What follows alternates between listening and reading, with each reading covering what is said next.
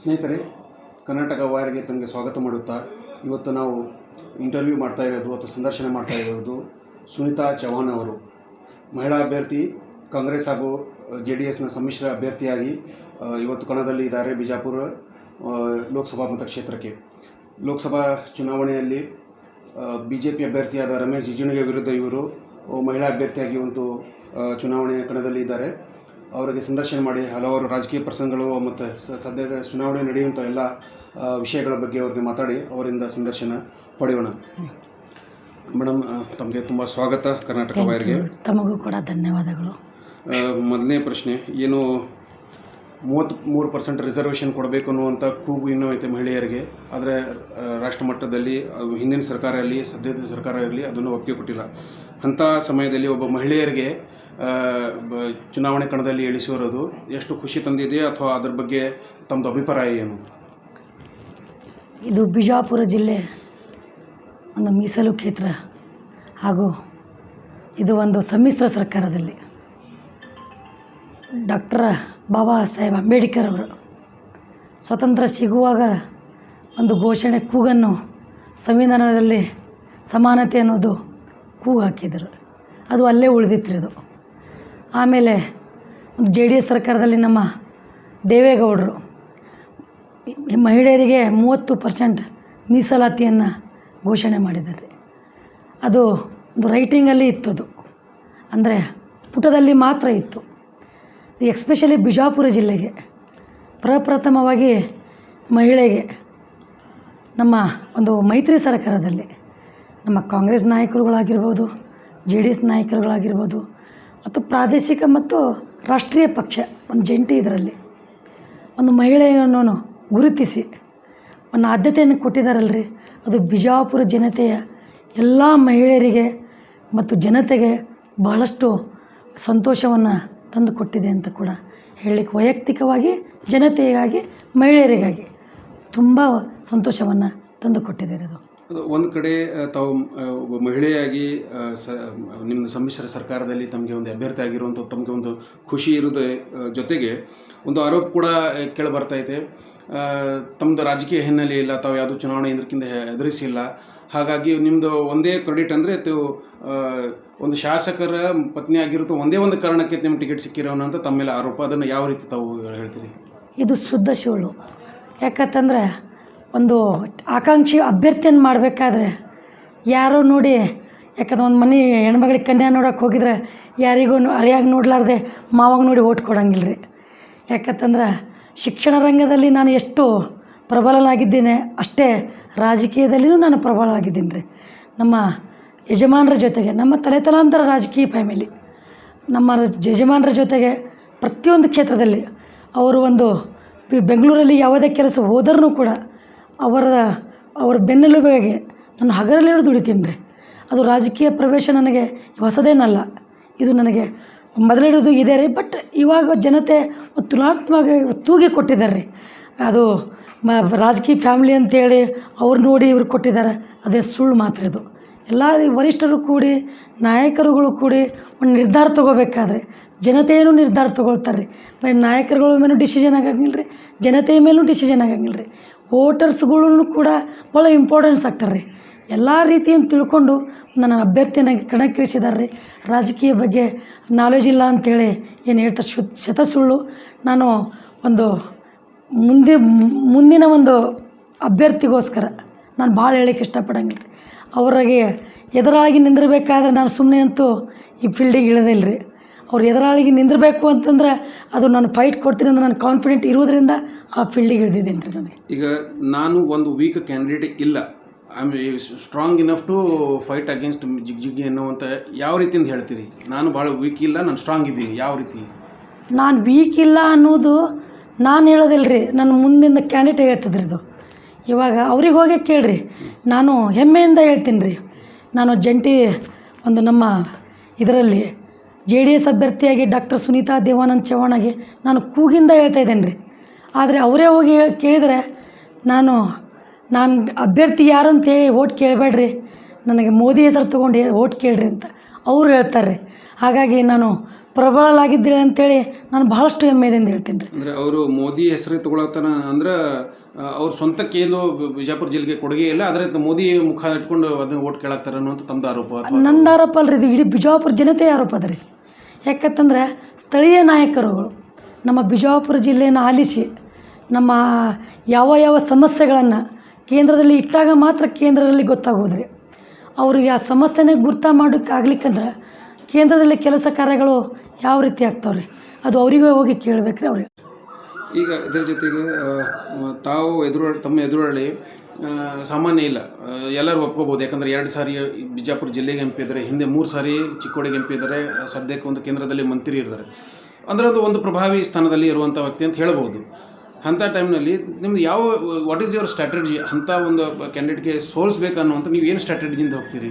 ಅವರು ಎಷ್ಟು ಸಾರಿ MLA ಆಗಿದ್ದಾರೋ, ಎಷ್ಟು ಸಾರಿ MP ಆಗಿದ್ದಾರೋ, ಕೇಂದ್ರದಲ್ಲಿ ಮಿನಿಸ್ಟರ್ ಇದ್ದಾರೋ, ಅವೆಲ್ಲನೂ ನನ್ನ ತಲೆಯಲ್ಲಿ ಹೊಟ್ಟೆ ಹಾಕ್ಕೊಂಡಿಲ್ಲ ರೀ, ನಮ್ಮ ಜನತೆನೂ ಹಾಕ್ಕೊಂಡಿಲ್ಲ ರೀ.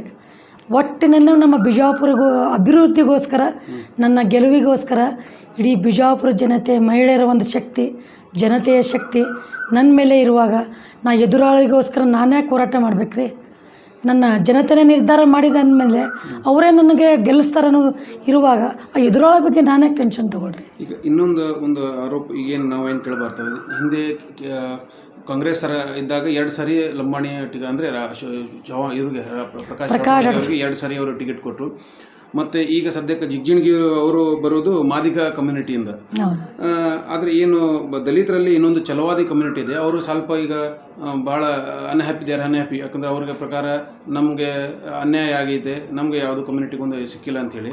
ಅಂಥ ಟೈಮ್ನಲ್ಲಿ ಛಲವಾದಿ ಸಮಾಜನೂ ನೀವು ಜೊತೆಗೆ ಕೂಡಿಸೋಲ್ಲ ಅಂತ ಯಾವ ಪ್ರಯತ್ನ ಮಾಡ್ತೀರಿ? ಯಾವ ರೀತಿ ಅವರ ಸಂತೋಷ ಅಂದರೆ? ಈಗ ಛಲವಾದಿ ಸಮಾಜ ಆಗಿರ್ಬೋದು, ಎಲ್ಲ ಥರ ಕಮ್ಯುನಿಟಿಗಳು ಒಬ್ಬೊಂದು ಸ್ಟೇಟ್ಮೆಂಟ್ ಕೊಟ್ಟಿರ್ತಾರೆ ರೀ, ಆಕಾಂಕ್ಷಿಗಳಾಗಿರ್ತಾರೆ ಅಂದಮೇಲೆ ನಮ್ಮ ಕಮ್ಯುನಿಟಿಗೆ ಬೇಕು, ಇದು ಎಲ್ಲರ ಕೂಗು ಆಗಿರ್ತದೆ ರೀ. ಇವಾಗ ನಮ್ಮ ಸಮಾಜದಲ್ಲಿ 3 ಥರ ಕಾಂಗ್ರೆಸ್ದವರು ಕೇಳಿದ್ದಾರೆ ರೀ, ನಮ್ಮ ಕಮ್ಯುನಿಟಿ ಹೀಗಿದೆ ಆಗಿದೆ. ಆದರೂ ಕೂಡ ಈಗ ಛಲವಾದಿ ಸಮಾಜದಲ್ಲಿ ನಮ್ಮ ಆಲ್ಗೂರು ಸಾಹೇಬ್ ಟಿಕೆಟ್ ಕೇಳಿದ್ದಾರೆ ರೀ. ಆದ್ರೂ ಕೂಡ ಕೇಳಿದ್ದಾರೆ ಅಂಥೇಳಿ ಇವಾಗ ಅಸಮಾಧಾನ ಅಂತೂ ಇಲ್ಲವೇ ಇಲ್ಲ.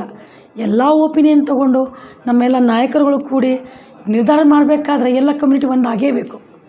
ಅವರೆಲ್ಲ ನಮ್ಮ ಸಪೋರ್ಟಿವ್ ಆಗಿ ಇದ್ದಾರೆ ಇವಾಗ. ಆಲ್ರೆಡಿ ನಾಳೆ 4ನೇ ತಾರೀಕಿನಿಂದ ಬಹಿರಂಗ ಪ್ರಚಾರಕ್ಕೂ ಕೂಡ ಇಳಿತಾರೆ.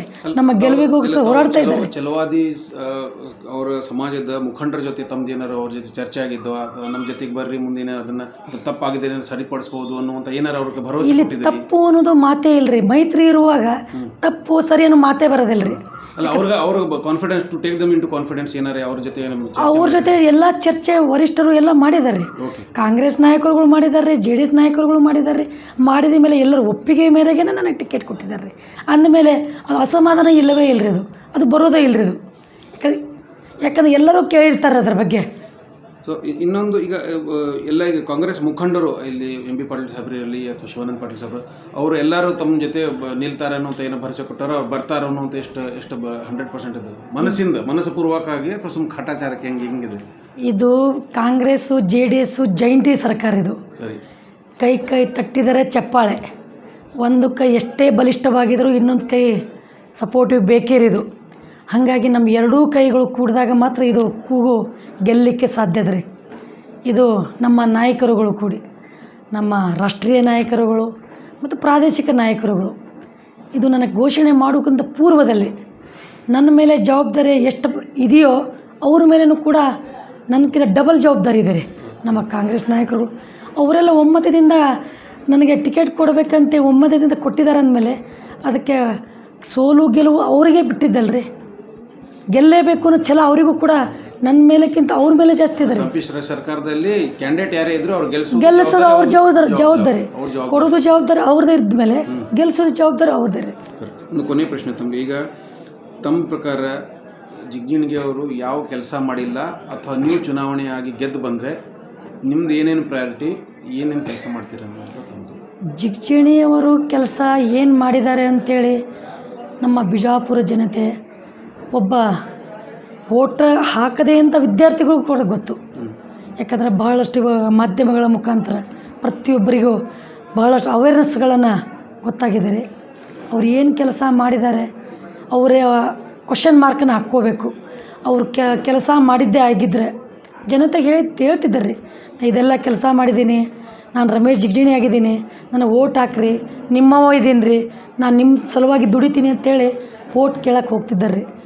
ಅವರು ಸೋಲನ್ನು ಆಲ್ರೆಡಿ ಒಪ್ಕೊಂಡಿದ್ದಾರೆ. ಅವರು ನನಗೆ ನೋಡಿ ಓಟ್ ಹಾಕ್ಬೇಡ್ರಿ, ನನ್ನ ಹೆಸರೇ ಎಲ್ಲಿ ಕೂಗಬೇಡ್ರಿ ಅಂತೇಳಿ ಮಾಧ್ಯಮಗಳ ಮುಖಾಂತರ ಹೇಳಿದ್ದಾರೆ, ಜನತೆನೇ ಹೇಳಿದ್ದಾರೆ, ಅವರೇ ಹೇಳ್ತಾರೆ, ಅವ್ರ ಪಾರ್ಟಿದವರೇ ಹೇಳ್ತಾರೆ, ನಾನು ಹೇಳೋದಿಲ್ಲ ರೀ. ಹಾಗಾಗಿ ಅವ್ರ ಕೆಲಸ ಕಾರ್ಯ ವೈಖರಿ ಬಗ್ಗೆ ನಾನು ಮಾತಾಡ್ಲಿಕ್ಕೆ ಇಷ್ಟಪಡೋದಿಲ್ಲ ರೀ.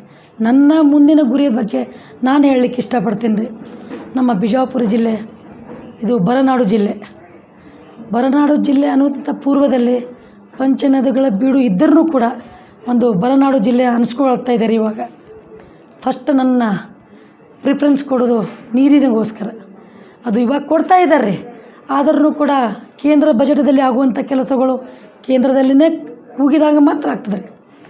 ಈ ಭೀಮಾ ನದಿಯ ನೀರು ಸೀನಾ ನದಿಯ ಮುಖಾಂತರ ನೆರೆ ರಾಜ್ಯಕ್ಕೆ ಹೋಗ್ತಾ ಇದ್ದಾರೆ. ಅದು ನೀರನ್ನು ತಗೊಂಡು ಬಿಜಾಪುರ ಜಿಲ್ಲೆಗೆ ಅದು ಬಹಳಷ್ಟು ಆ ಕೆಲಸ ಮಾಡಬೇಕಾದ್ರೆ ಅದು ಕೇಂದ್ರದಿಂದನೇ ಸಾಧ್ಯ ಆಗ್ತದೆ ರೀ. ಮತ್ತು ಸ್ಥಳೀಯ ನಾಯಕರಿಗಿಂದ ಕೂಗಿದಾಗ ಮಾತ್ರ ಕೆಲಸಗಳು ಆಗಲಿಕ್ಕೆ ಸಾಧ್ಯ ಇದೆ ರೀ. ಅದು ಫಸ್ಟ್ ನನ್ನ 1ನೇ ಪ್ರಶ್ನೆ. 2ನೇ ಪ್ರಶ್ನೆ, ಇದು ಬಿಜಾಪುರ ಜಿಲ್ಲೆ ಯಾಕಂದರೆ ಐತಿಹಾಸಿಕ ಸ್ಥಳ ಇರುವುದರಿಂದ ಮತ್ತು ಇತಿಹಾಸ ಪುಟದಲ್ಲಿ ಇರುವಂಥ ಒಂದು ಬಿಜಾಪುರ ಜಿಲ್ಲೆ. ಇಲ್ಲಿ ಹೊರದೇಶದ ಜನರು ಇಲ್ಲಿ ಪ್ರವಾಸಿಗರು ಬರ್ತಾ ಇದ್ದಾರೆ, ಎಷ್ಟೋ ಜನ ಬರ್ತಾರೆ. ಆದರೆ ಇನ್ನು ಒಂದು ಸಮಸ್ಯೆ ಭಾಳಷ್ಟು ಇಂಪಾರ್ಟೆಂಟ್ ಅದ ರೀ, ವಿಮಾನ ನಿಲ್ದಾಣ. ಏರ್ಪೋರ್ಟ್ ಭಾಳಷ್ಟು ಪ್ರಮುಖ. ಇದು ಆಗಬೇಕಾಗಿತ್ತು 10 ವರ್ಷಗಳ ಹಿಂದೆ ಘೋಷಣೆ ಆಗಿತ್ತು. ಅದು ನಮ್ಮ ಕೇಂದ್ರ ಮಿನಿಸ್ಟ್ರಿಗೆ ಹೋಗಿ ಕೇಳ್ರಿ, ಅವ್ರು ಯಾಕೆ ಮಾಡ್ಯಾರೋ ಇಲ್ಲ ಅವ್ರಿಗೆ ಗೊತ್ತಾಗ್ತದೆ ರೀ, ಜನತೆ ಗೊತ್ತಾಗ್ಯದ ರೀ. ನಾನು ಹೇಳೋದು ಭಾಳ ಸೂಕ್ತವಲ್ಲ. ನಮ್ಮ ಏನೇ ಹೇಳೋದಾದರೂ ಮುಂದೆ ನಮ್ಮ ಕೆಲಸ ವೈಖರಿಗಳ ಮುಖಾಂತರ ನಾನು ಹೇಳೋಕ್ಕೆ ಇಷ್ಟಪಡ್ತೀನಿ ರೀ. ಅದು ಭಾಳಷ್ಟು ನನ್ನ ಕೆಲಸ ಮಾಡಬೇಕಂತೇಳಿ ಗುರಿಯನ್ನು ಇಟ್ಕೊಂಡಿದ್ದೀನಿ ರೀ. ಮತ್ತು ರೈಲ್ವೆ ಉನ್ನತೀಕರಣ, ನಮ್ಮ ತೋಟಗಾರಿಕೆ ಒಂದಂಥ ನಮ್ಮ ಜಿಲ್ಲೆ, ದ್ರಾಕ್ಷಿ ಆಗಿರ್ಬೋದು, ಲಿಂಬು, ಹಲವಾರು. ಬಿಜಾಪುರ ಜಿಲ್ಲೆ ಅಂದರೆ ಒಂದು ತೋಟಗಾರಿಕೆ ಒಂದಂಥದ್ದು ಜಿಲ್ಲೆ. ಆ ಜಿಲ್ಲೆಗೆ ಒಂದು ರೈಲ್ವೆ ಉನ್ನತೀಕರಣ ಭಾಳಷ್ಟು ಇಂಪಾರ್ಟೆನ್ಸ್ ಅದ ರೀ. ಅದಕ್ಕೆ ಆದ್ಯತೆ ಕೊಡುವಂಥದ್ದು ಮತ್ತು ಯುವಕರಿಗೆ ಒಂದು ಹುದ್ದೆ ಕೊಡುವಂಥದ್ದು. ಯಾಕಂತಂದ್ರೆ ಈಗ ಇಂಡಸ್ಟ್ರೀಸ್ ಏರಿಯಾ ಒಂದು ಘೋಷಣೆ ಆಗಿತ್ತು ಕೇಂದ್ರದಲ್ಲಿ. ಅದು ಏರಿಯಾ ದಾವಣಗೆರೆಗೆ ಹೋಯ್ತು. ಅದು ಜನತೆಗೆ ಗೊತ್ತಾಗಿದೆ. ಇವಾಗ ನಮ್ಮ ಯುವತಿ ಜನರು ಭಾಳ ಬುದ್ಧಿವಂತರಿದ್ದಾರೆ, ತಿಳ್ಕೊಂಡಿದ್ದಾರೆ. ಇಂಥ ಕೇಂದ್ರ ಮಿನಿಸ್ಟರ್ ಇದ್ದರೂ ಕೂಡ ಬಿಜಾಪುರದಲ್ಲಿ ಆಗೋಂಥ ಒಂದು ಇಂಡಸ್ಟ್ರೀಸ್ ಏರಿಯಾ ಅಲ್ಲಿ ಯಾಕೆ ಹೋಯ್ತು? ಏನು ನಮ್ಮ ನಾಯಕರ ವೀಕ್ನೆಸ್ಸೋ ಅಥವಾ ಮೇಲಿನ ವೀಕ್ನೆಸ್ಸೋ ತಿಳ್ಕೊತಾರೆ ಅದನ್ನು. ಅದು ಅವ್ರಿಗೆ ಬಿಟ್ಟಿದ್ದು. ಅವ್ರಿಗೋಸ್ಕರ ಒಂದು ನನ್ನ ಕೂಗದ ರೀ. ಮಹಿಳೆಯರಿಗೆ ಉದ್ಯೋಗ ಅವಕಾಶ ಕೊಡಬೇಕಂತೇಳಿ ಭಾಳಷ್ಟು ನನಗೆ ಅದೊಂದು ನಿಟ್ಟಿನಲ್ಲಿ ದುಡಿಬೇಕಂತದ ರೀ. ಮತ್ತು ಇನ್ನೊಂದು ಬಿಜಾಪುರ ಜಿಲ್ಲೆಯಲ್ಲಿ ಅಕ್ಕ ಮಹಾದೇವಿ ಅಂತ ಮಹಿಳಾ ಯೂನಿವರ್ಸಿಟಿ ಇದೆ ರೀ. ಅಂಥ ಮಹಿಳೆಯರಿಗೆ ಒಂದು ಉದ್ಯೋಗಕ್ಕಾಗಿ ಮತ್ತು ಅವರ ಶಿಕ್ಷಣಕ್ಕೆ ಈಗ ಜೀವನದಲ್ಲಿ ಭಾಳ ಆಪ್ಷನ್ ಬೇಕಾಗಿರುವಂಥದ್ದು ಉದ್ಯೋಗ ಮತ್ತು ಆರೋಗ್ಯ ಭಾಳ ಮೋರ್ ದ್ಯಾನ್ ಇಂಪಾರ್ಟೆಂಟ್. ಅದಕ್ಕೆ ಬಹಳಷ್ಟು ನಾನು ಕೂಗನ್ನು ಹಾಕಲಿಕ್ಕೆ ಇಷ್ಟಪಡ್ತೀನಿ ರೀ. ಆ ಮಹಿಳೆಯರಿಗೋಸ್ಕರ, ಮಹಿಳೆ ಉದ್ಯೋಗಗೋಸ್ಕರ, ಯುವಕರಿಗೋಸ್ಕರ, ನಾನು ಜನತೆಯ ನೀರಿನಗೋಸ್ಕರ, ವಿಮಾನ ನಿಲ್ದಾಣ, ಹಲವಾರು ಸಮಸ್ಯೆಗಳನ್ನು ನನ್ನ ಜೀವನದಲ್ಲಿ ಅದು ಗುರಿಯನ್ನಿಟ್ಕೊಂಡು ನಮ್ಮ ಜನತೆ ಅಂತೂ ಇವಾಗ ಆಲ್ರೆಡಿ ಘೋಷಣೆ ಮಾಡಿದ್ದಾರೆ ರೀ. ಗೆಲ್ಲಿಸಬೇಕು, ನಮ್ಮ ಮೇಡಮ್ ಅವರು ಕೆಲಸ ಮಾಡ್ತಾರಂತೇಳಿ ಭಾಳಷ್ಟು ಹೆಮ್ಮೆಯಿಂದ ಹೇಳ್ತಾರೆ ರೀ. ಅದು ನಾನು ಹೇಳೋದು ನನ್ನ ಕೆಲಸದ ಮುಖಾಂತರ ಹೇಳಲಿಕ್ಕೆ ಬಯಸ್ತೇನೆ. ಈಗ ನೀವು ಮಹಿಳೆಯರಂತ ಒಂದು ನೆನಪು ಬಂತು. ಈಗ ಯಾವಾಗ ವೋಟಿಂಗ್ ಪರ್ಸೆಂಟೇಜ್ ಆಗ್ತೈತೆ ಅದರಲ್ಲಿ ಸಾಮಾನ್ಯವಾಗಿ ಪುರುಷರ ಮತದಾನ ಹೆಚ್ಚಿರ್ತೈತಿ, ಮಹಿಳೆಯರ ಮತದಾನ ಸ್ವಲ್ಪ ಯಾವಾಗಲೂ ಕಡಿಮೆ ಇರ್ತೈತಿ. ಆ ಮಹಿಳೆಯಾಗಿ ಅವರಿಗೆ ತಾವು ಏನು ಸಂದೇಶ ಕೊಡ್ತೀರಿ, ಏನು ಹೇಳಬೇಕು ಬಯಸ್ತೀರಿ? ಈಗ ಇದು ನೀವು ಹೇಳೋದು ಕರೆಕ್ಟ್ ಅದ ರೀ. ಇದು ದಿನಕ್ಕೆ ಇವಾಗ ಮಹಿಳೆಯರು ಕೂಡ ಬಹಳಷ್ಟು ಜಾಗೃತರಾಗಿದ್ದಾರೆ ರೀ. ಅವ್ರದ್ದೇ ಆದ ಸ್ತ್ರೀ ಶಕ್ತಿಯನ್ನು ಕಟ್ಕೊಂಡಿದ್ದಾರೆ, ಸ್ವಸಹಾಯ ಸಂಘಗಳನ್ನು ಕಟ್ಕೊಂಡಿದ್ದಾರೆ, ಅವರದೇ ಆದಂಥ ಒಂದು NGOಗಳನ್ನು ಕಟ್ಕೊಂಡಿದ್ದಾರೆ. ಪ್ರತಿಯೊಂದು ಹೆಣ್ಮಕ್ಕಳು ಕೂಡ ಬಹಳಷ್ಟು ಅವೇರ್ನೆಸ್ ಅವರೇ ಮೂಡಿಸ್ತಾ ಇದ್ದಾರೆ. ಇವಾಗ ನಮಗೋಸ್ಕರ ಮಹಿಳೆಯರನ್ನು ನಿಂದಿರಿಸಿದ್ದಾರೆ ಅಂದಮೇಲೆ ಗೆಲ್ಲಿಸ್ಲಿಕ್ಕೂ ಕೂಡ ನಾವೇ ಹೋರಾಟ ಮಾಡಬೇಕು ಅಂತ ಕೂಡ ನಾನು ಕೂಡ ಭಾಳಷ್ಟು ಅವರಿಗೆ ಮನವರಿಕೆ ಮಾಡ್ತಾಯಿದ್ದೀನಿ ರೀ. ಯಾಕಂತಂದ್ರೆ ನಾನು ರಾಜಕೀಯ ರಂಗಕ್ಕೆ ಬರಬೇಕಾದ್ರೆ ಒಬ್ಬರು ಲೀಡರ್ ಬೇಕಾಗಿತ್ತು ಅಂತ ತಮ್ಮ ಕೂಗಿಗೆ ತಾವು ಯಾವ ರೀತಿ ಇಲ್ಲಿ ಕೂಗ್ತೀರಿ ಅದೇ ರೀತಿ ನಾನು ಕೇಂದ್ರದಲ್ಲಿ ಕೂಗುವಂಥ ಶಕ್ತಿ ನನ್ನಲ್ಲಿನೂ ಅದ, ನಿಮ್ಮ ಕಡೆನೂ ಅದ. ಎರಡೂ ಸೇರಿದರೆ ಅದು ಸಂದೇಶ ಎಲ್ಲರಿಗೂ ಮುಟ್ಟ್ಯದಂತ ಕೂಡ ನಾನು ಅಂದ್ಕೊಂಡಿದ್ದೀನಿ ರೀ. ಇವಾಗ ಮೊದಲಿತ್ತು ಅದು ಅಡುಗೆ ಮನೆಯಲ್ಲಿ ಮಹಿಳೆಯರು ಇರ್ತಿದ್ರು, ಓಟಿಗೆ ಅಷ್ಟು ಇಂಪಾರ್ಟೆಂಟ್ ಕೊಡಲಿಲ್ಲ.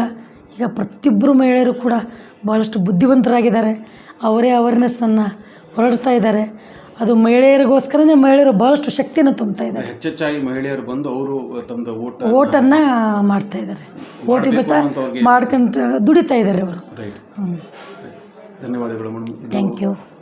ಸುನೀತಾ ಚೌಹಾಣ್ ಅವರು ಅಭ್ಯರ್ಥಿಯಾಗಿ ತಮ್ಮದು ಹಲವಾರು ಕಠಿಣವಾದ ಪ್ರಶ್ನೆಗಳನ್ನು ಭಾಳ ಸಲೀಸಾಗಿ ಅವರು ಉತ್ತರ ಕೊಟ್ಟಿದ್ದಾರೆ. ಆದರೆ ಚುನಾವಣೆಯಲ್ಲಿ ತಮಗೆಲ್ಲ ಗೊತ್ತಿದ್ದಂಗೆ ಕೊನೆಯದಾಗಿ ಮತದಾರರೇ ಫೈನಲ್ ಆಗಿ ಡಿಸೈಡ್ ಮಾಡ್ತಾರೆ ಯಾರು ಅಭ್ಯರ್ಥಿ ಆಗಬೇಕು ಅಂತ. ಚುನಾವಣೆ ನಂತರ ಏನಾಗುತ್ತೆ, ಇವರ ಭರವಸೆಗಳು ಎಷ್ಟು ಜನರಿಗೆ ಮುಟ್ಟುತ್ತವೆ ಅಥವಾ ಜಿಗಜಿಣಗಿಯವರ ಮಾತುಗಳು ಎಷ್ಟು ಜನ ನಂಬಿತಾರಂತೆ ನಂತರ ನಾವು ರಿಸಲ್ಟ್ ಆಗಿ ಮುಂದೆ ನಾವು ನೋಡ್ಬೋದು. ಕರ್ನಾಟಕ ವಾರ್ತೆ ನೋಡಿದ್ದಕ್ಕೆ ಧನ್ಯವಾದಗಳು.